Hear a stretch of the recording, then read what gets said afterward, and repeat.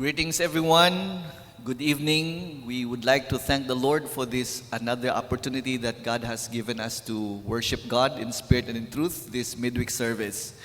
We are glad that we are able to extend our ministry to those of you who are watching or listening or worshiping with us right at your very own homes. And we are blessed again that we are able to extend this to places not only in the Philippines but all over the world.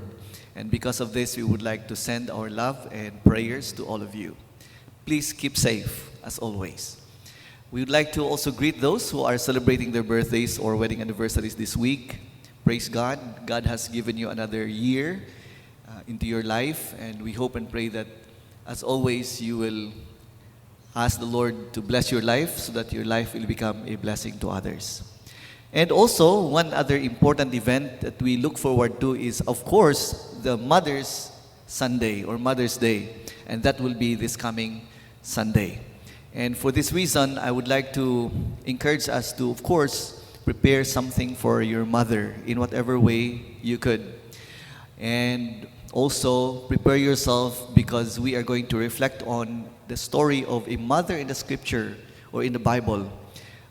The name is Rizpah. I don't know if this name sounds familiar, but try to look for this name in the Bible. You can Google it, and please read it ahead of time so that this coming Sunday, you would be able to know her story. And because this is the story that we're going to reflect on.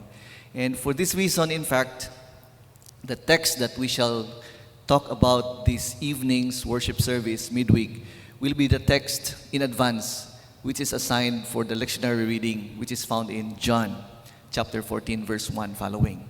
So again, greetings to everyone. We hope and pray that this worship service will become meaningful and spirit-filled, even if you are doing it in your own home places. Let us know again that worship or worshiping God is worshiping God in spirit and in truth. And therefore, let us now prepare our hearts as we worship God in spirit and in truth.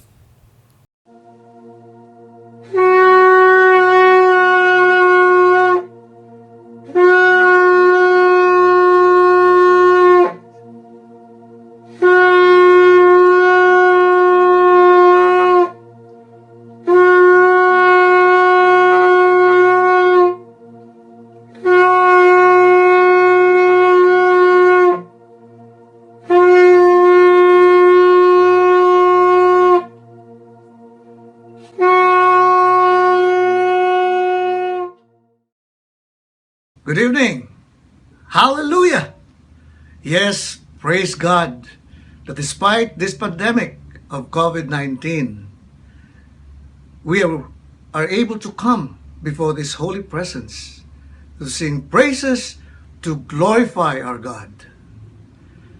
Psalms 4 verse 8 says, I will lie down in peace and sleep, for you alone, O Lord. Make us dwell in safety. And Psalm 86 verses 5 and 6 says, you are forgiving and good, abounding in love to all who call on you. Hear my prayer, O Lord. Listen to my cry of mercy. God is good. God is God and will always be.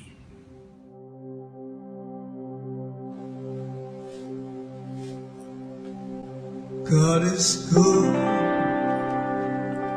all the time. He put a song of praise in this heart of mine. God is good all the time. Through the darkest night, His light will shine. God is good. God is good all the time. good all the time.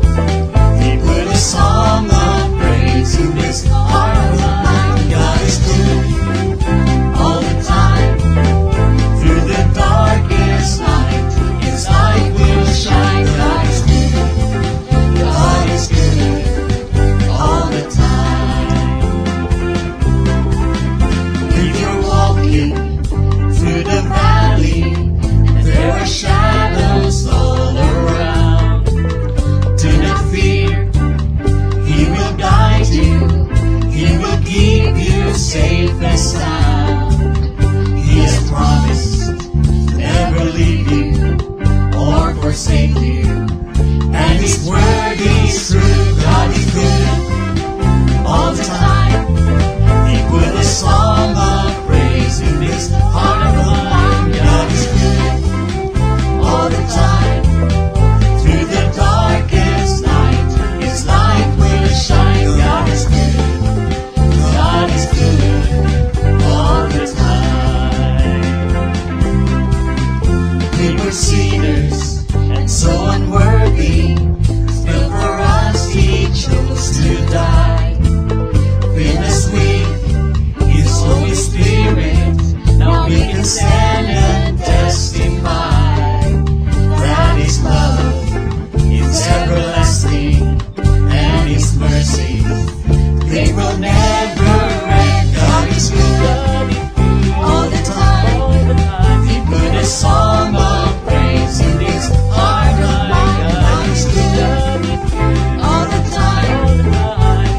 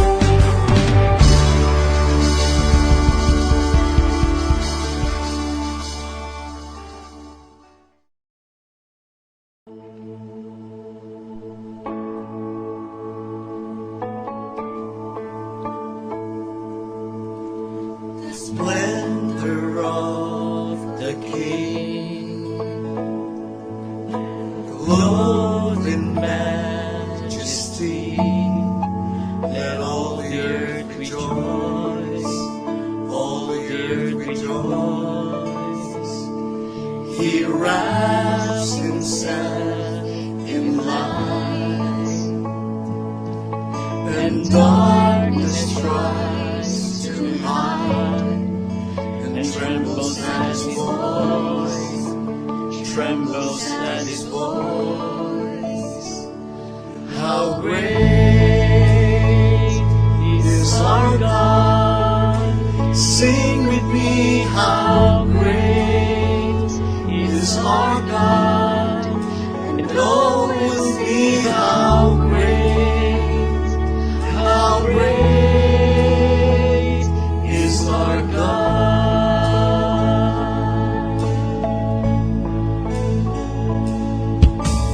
Age to age he stands, and time to save he stands, beginning and the end, beginning and the end. The Godhead three in one, Father, Spirit, Son, the Lion and the Lamb, the Lion and the Lamb. How great is our God! Sing with me, how great is our God, and all will see how great is our God. We declare that tonight, how great is our God. Sing with me, how great is our God, and all will see how great is our God. Name above all names, name above all names, worthy of all praise. My heart will sing, how great is our God.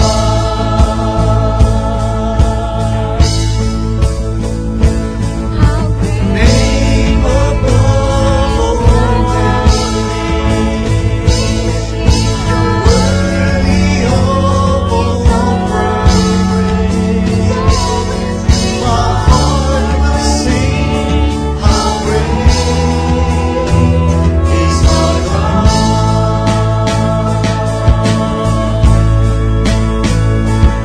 How great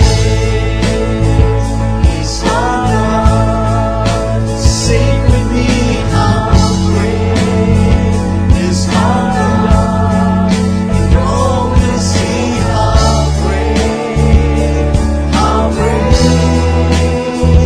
is our God.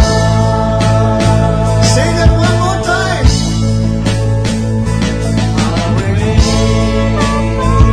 is our God! Sing with me, how great is our God, and all will see how great is our God. This is my soul, my Savior God, to thee. How great thou art,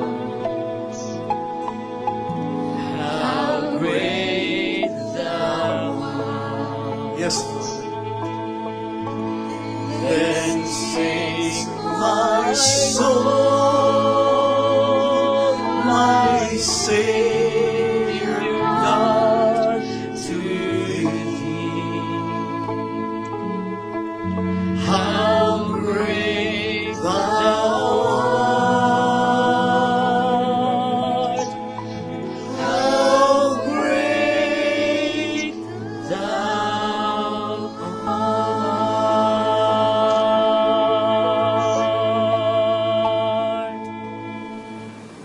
Father God, You are in control of all things. That at this time of trouble in our world, we can only turn to you for help. Peace in our hearts can only come from you. In the light of your love, grace and truth, we can find courage, help, and strength. Be with your servant who will deliver your word. May we ponder and meditate on your word, knowing, Lord, that you are faithful and your love is everlasting. We pray all this in the name of Christ Jesus, our Redeemer and friend, our healer and provider. Amen. How great is our God. Sing with me, how great is our God. And all will be how great is our God. From the Gospel of Jesus according to John chapter 14, verse 1 following. And in reverence to the Word of God, may I request those who are able to please stand. Do not let your hearts be troubled. You believe in God, believe also in me. My Father's house has many rooms. If that were not so, would I have told you that I am going there to prepare a place for you? And if I go and prepare a place for you, I will come back and take you to be with me, that you also may be where I am. You know the way to the place where I am going. Thomas said to him, Lord, we don't know where you are going, so how can we know the way? Jesus answered, I am the way and the truth and the life. No one comes to the Father except through me. If you really know me, you will know my Father as well. From now on, you do know him and have seen him. This is the word of the Lord. You may now be seated. This is now, I do not know how many because I stopped counting. Nonetheless, it has been too long already that we have been locked down. And perhaps you lose count also of the number of days or weeks that you have been spending right at your homes. When we first heard about the news that the lockdown was extended to May 15, we worried. We worried because, or our hearts were in trouble because we know that we have missed so much already in life. And I don't need to enumerate what are those things that we missed. But one of the things that perhaps you certainly miss is to meet those people whom you really love so much, so dearly that you would want them to be with you. And this is something that would trouble us in our hearts. You know, at one time in the life of Jesus with his disciples were also in trouble. Because at the time, they knew what is going to happen. Time will come when Jesus will no longer be with them. Because Jesus was telling them ahead of time that there is going to be a time when he would certainly leave them. It is as if listening to or hearing the executive order from the mayor that our lockdown is extended to another month or so. So when they heard about it, Jesus knew in his heart what was their feeling. And so you know what Jesus Christ said in the scripture passage read? He said, do not let your hearts be troubled. This is something that I guess all of us must hear over and over again. In this time of crisis, we have to hear or listen once again to what Jesus Christ is saying or is telling us. Do not let your hearts be troubled. Now, this statement that Jesus Christ said to his disciples is a statement that is so important that it could not stand alone without the assurances that Jesus Christ said to his disciples immediately after this statement, "Do not let your hearts be troubled." And this evening, I would like to share with you the supporting statements of Jesus, why we should never let our hearts be troubled. And I'd like to use the word or the letters 4Ps this time, because this is something that perhaps some of our brothers and sisters who are really in need of the 4Ps that the government has offered or has been offering to them had indeed helped them with their troubled hearts. Come to think of it, every time the government would release or would soon release their 4Ps, oh, salamat, di nami matrouble na po doon sa imong kaunon, because at least there's a support that they're given to them. This time, I'd like to use the 4Ps because here in the statement of Jesus, he supported this with his 4Ps. And these are the 4Ps that can be found in the following statements of Jesus. Do not let your hearts be troubled. The first P that we need to remember is the place. You know, Jesus Christ said, "Do not let your hearts be troubled. Believe in God, believe also in me, because I am going to prepare a place for you. In my Father's house, there are many rooms, and one of those rooms is prepared for you." And so, friends, know that God in Jesus Christ was addressing one of the things, one of the basic needs in life, or one of our basic needs, and that is a place. You know, when we are assured of a place, especially when it is safe, secure, and when we have that place prepared for us, our hearts will never be in trouble at all. One of the things that we ask our children, for example, when they go somewhere, we would always ask, "Asa man ka paingon?" You know, you would always ask for the place. Because if you just know the place and the place is secure and sure, okay, sige, adto na lang, because the place is safe. And so Jesus Christ addressed this need, basic need of a person. So that you will not be in trouble, I will prepare a place for you. Now, the second assurance that Jesus Christ gave to his disciples that they should never be troubled at all is his presence. You know, he said, "So that where I am, there I will be also." Or where I will be, there you will be also. Isn't it an assurance for all of us that wherever Jesus Christ is, there he will be also?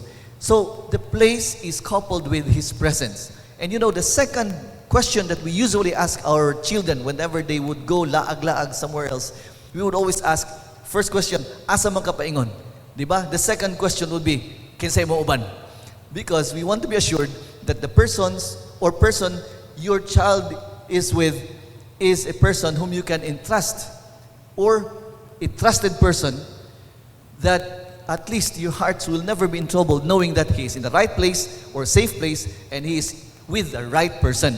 And here Jesus Christ was addressing the needs and concerns of the disciples. They are in trouble because they don't know where to go, but here he is providing them a place, and then he is assuring them of his presence.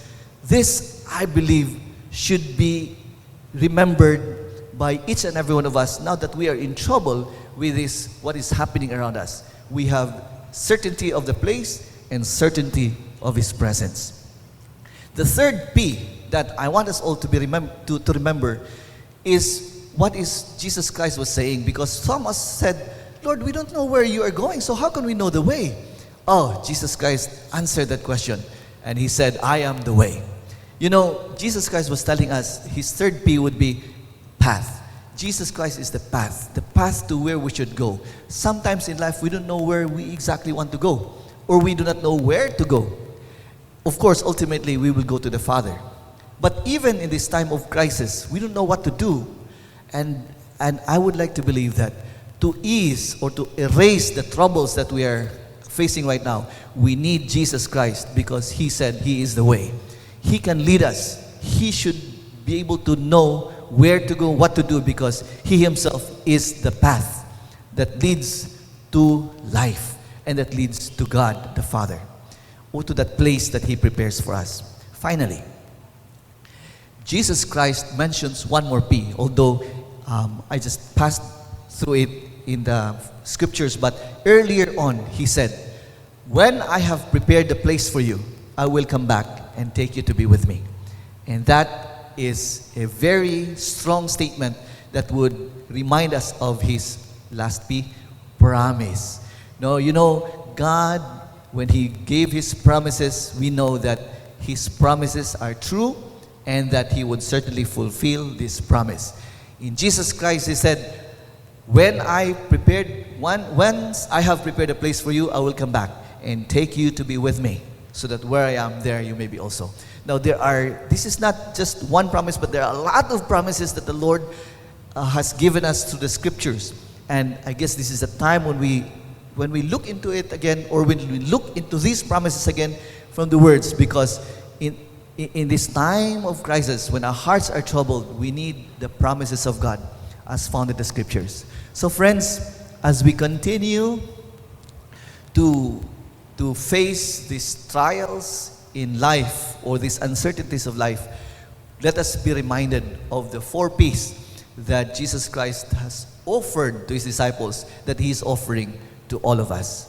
He is there to give us this statement or this reminder: do not let your hearts be troubled, because one, I have a place for you, I have the promise of my presence, and you will have the path, and that you will have the promise that I will come back and take you to be with me. May these words from Jesus Christ be in our hearts, so that as our hearts will begin to be in trouble with whatever it is that is happening around, we will be reminded of these assurances that Jesus Christ has given to us through His words. Amen. Friends, as we sing our closing hymn, let us offer our lives to God, and also our troubled hearts, and offer this heart and ask the Lord to open these hearts to listen to what Jesus Christ has told us, not to let our hearts be troubled. Let us believe in God, trust in Him, trust His word.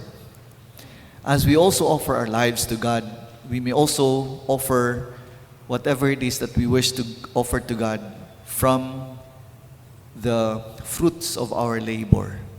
And so, as we collect our offerings, please continue to keep them and bring these offerings to the church when we shall resume our regular worship services in the sanctuary. Let us now offer our lives to God, as well as our offerings to Him, as we sing our closing hymn.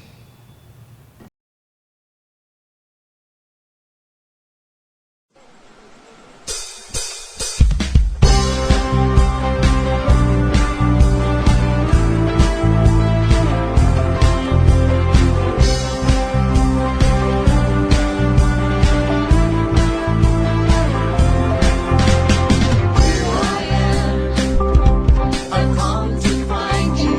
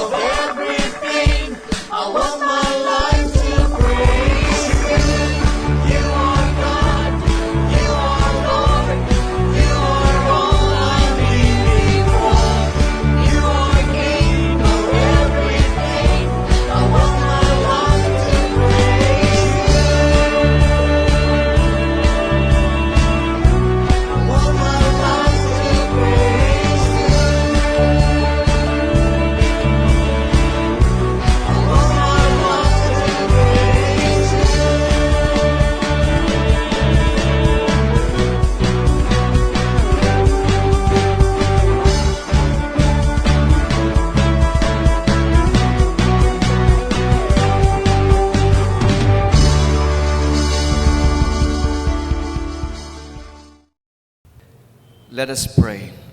Our loving God, we are grateful to you for reminding us that in times when we are in trouble, there's Jesus sharing with us or giving us His words. Do not let your hearts be troubled.